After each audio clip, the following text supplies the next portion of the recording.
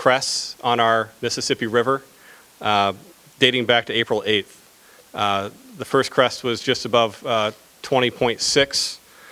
That was the 10th record crest in the history of the Quad Cities. May 2nd, just about 30 days later, we had our historic crest of 22.7. And then another month later, we had our 6th record crest of 21.68. That's why it's a year unlike any other. 93 days at flood stage or above. And this has impacted individuals, families, neighborhoods, businesses, and employees throughout the Quad Cities region.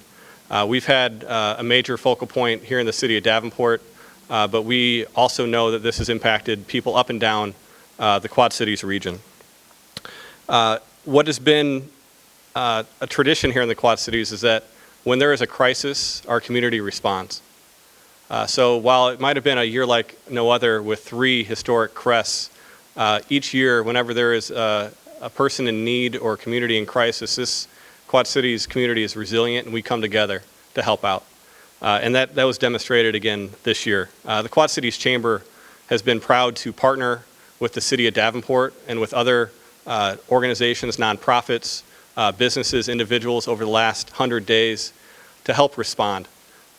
This has taken everybody in this community who's sent their well wishes, who've given money, who've come down with their own sweat equity to help out. This has been a community effort.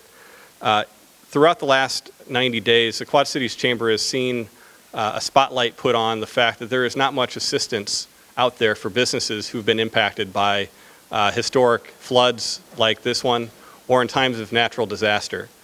There are great community institutions that are in place to help individuals, but businesses are kind of left on their own. And so we have been a tireless advocate on behalf of businesses to make that point known, and we have seen this community respond in kind. So I'm here today to announce that nearly $400,000 has been raised to help businesses who've been directly impacted by this flood. We'll talk a little bit about those details here in a minute. About $167,000 is available through the Grow Quad Cities Fund, Iowa. This is a 501c3 organization that's affiliated with the Quad Cities Chamber of Commerce. Its purpose is to support the economic well-being of Scott County and the surrounding Quad Cities region. This is the first time in our history that the Grow Quad Cities Fund has rallied to support the needs in a time of crisis or natural disaster to help support businesses. So this is a first of its kind for us. So I want to talk about some of the funding that's available. $50,000 was made available to support businesses directly impacted throughout the Quad Cities region, to include Illinois and Iowa. So Rock Island County and Scott County, there's $50,000 specifically available for them through the Quad Cities Community Foundation and what's called the Quad Cities Community Organizations Active in Disasters. It's called the COAD for short, that's the acronym. Each organization has contributed $25,000. The COAD is a combination of organizations like the Red Cross or Salvation Army, the Chamber of Commerce, and we are active in supporting the long-term recovery of our community. Kelly Thompson with the Quad Cities Community Foundation is our point person for that. She's here today. That group voted to contribute $25,000 towards this fund, and then the Quad Cities Community Foundation matched another $25,000 to put that collective $50,000 available. In addition, GROW has assembled $117,875.50. We know our accounting. To help businesses in the Davenport area that have been directly impacted. That was through the Flood Fest and the donations that were surrounding that. So I want to recognize a few of the major donors that were part of that. We had an awesome concert. We had a sizable crowd there that raised about $11,000 through that event itself directly.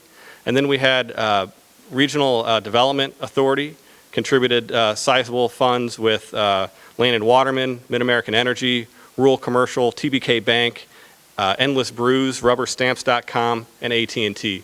All of those entities that I just named gave over $5,000 towards that fund that were part of the $117,000 available. So as I mentioned, we have almost $400,000 totally collected, and I just gave you half of that number. And I want to introduce my colleague Kyle Carter, the Executive Director for the Downtown Davenport Partnership, to describe the rest. Kyle? Thank you. Appreciate being here. For those of you who don't know who the Downtown Davenport Partnership is, we are a division of the Chamber, but we are funded through the downtown property owners here. There are over 416 properties that we represent with a collective $600 million assessed value. As we've pointed out many times, downtown is crucially important to the economy of the Quad Cities and Davenport, and I couldn't be prouder to represent the people and property owners and businesses that make up this gigantic total of our economy. With that being said, I am extraordinarily proud to say that the Downtown Partnership Board of Directors has recently approved up to $230,000 for capital improvement funds to go toward buildings that were directly affected by floodwater. That doesn't mean that tenants can't apply for that either, but these are capital improvements that must go toward property improvements, so building repairs and improvements. Paul had mentioned the GROW funds. One of the flexibilities there is that those dollars can go toward lost wages. They can go toward product loss. A lot of our restaurateurs and small businesses will have access to that as well. So I want to be clear that property owners in the downtown district can apply both for property assistance as well as the individual business assistance that the GROW dollars are geared toward. So we've really got a great bucket to work with here on all sides, and could not be prouder for that. At the end of the day, what we're here to say is that people should absolutely have confidence in investing downtown.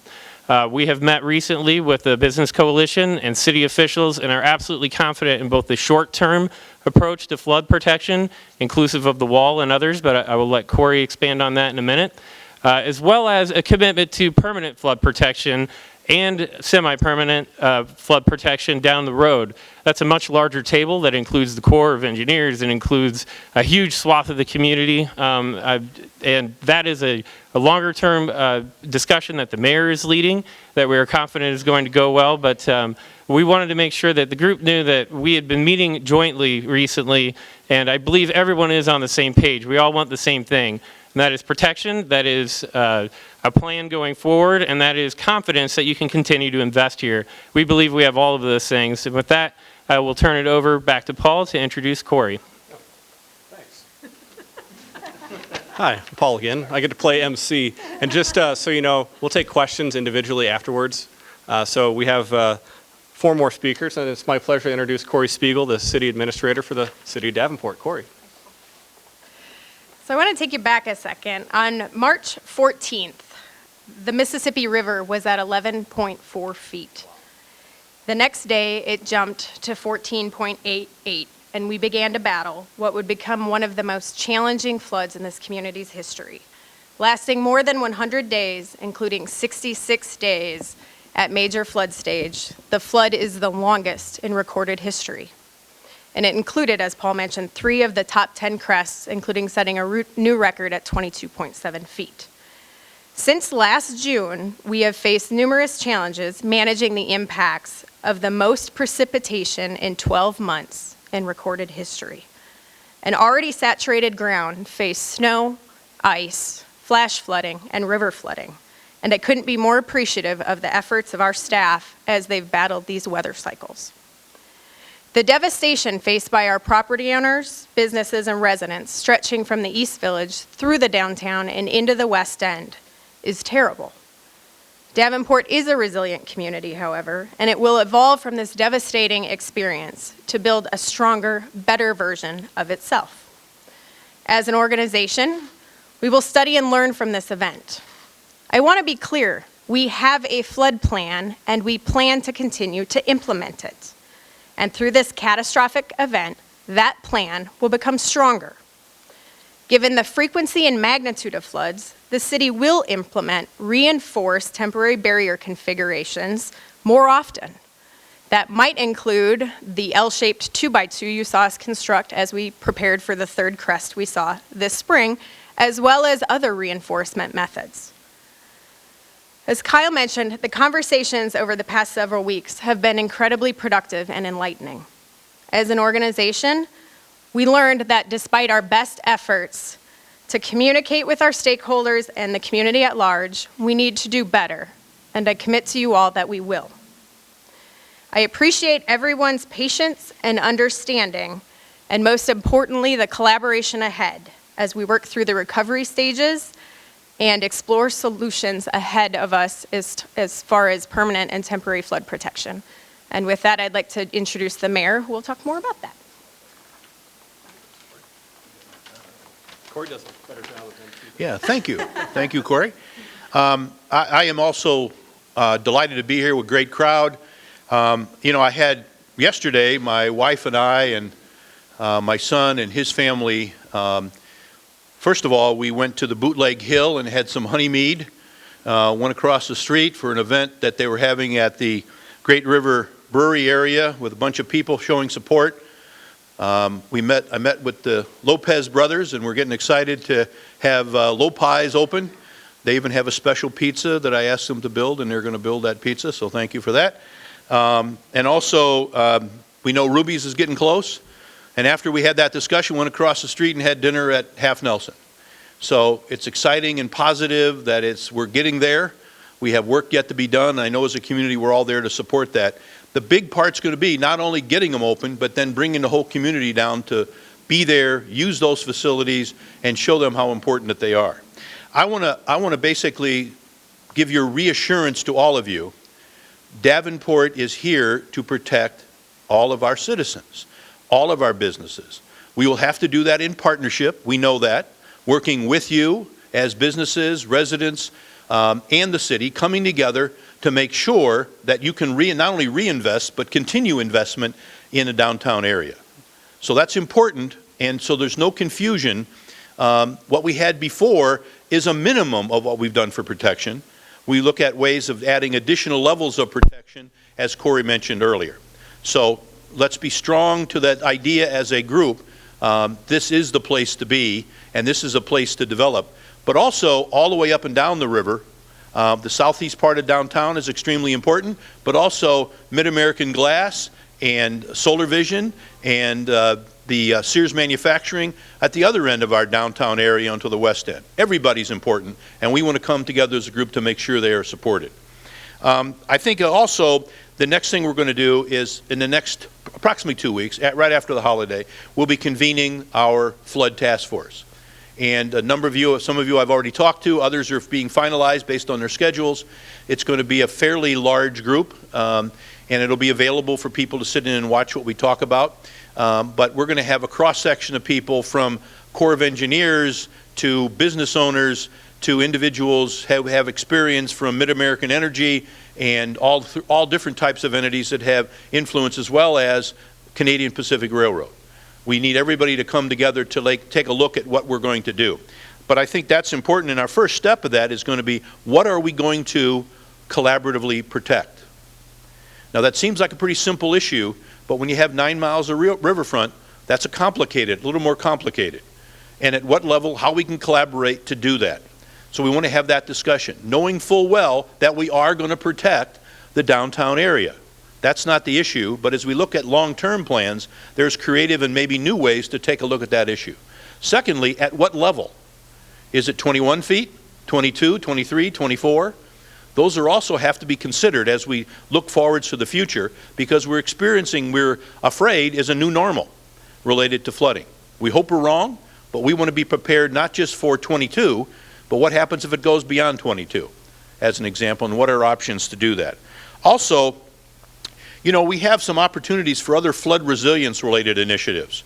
Lahant Marsh, the amount of millions of gallons of water that they took into the marsh and areas around it ended up without them, and if we had just squeezed down the area, would have ended up providing more flooding in downtown Davenport and beyond.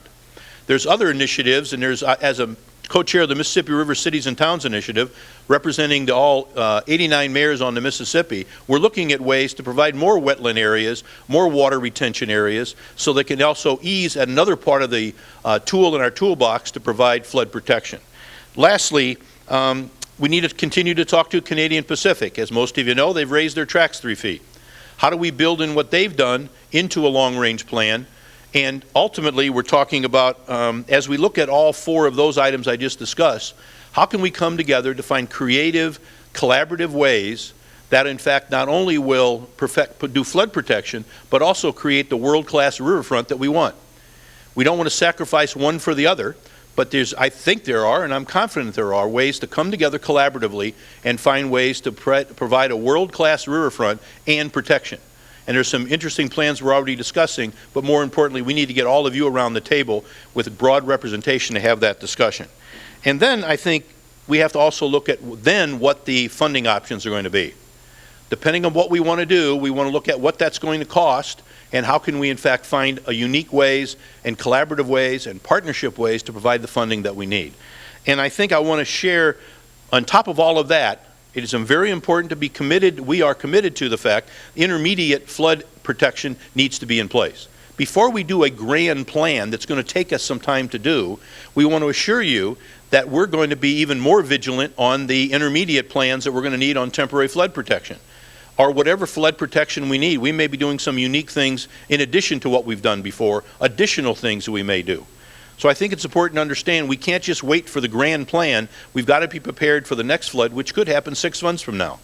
We want to be prepared so all of you know you can continue your development that you want to do, and we want you to do, not only in downtown Davenport, but all along our Mississippi riverfront.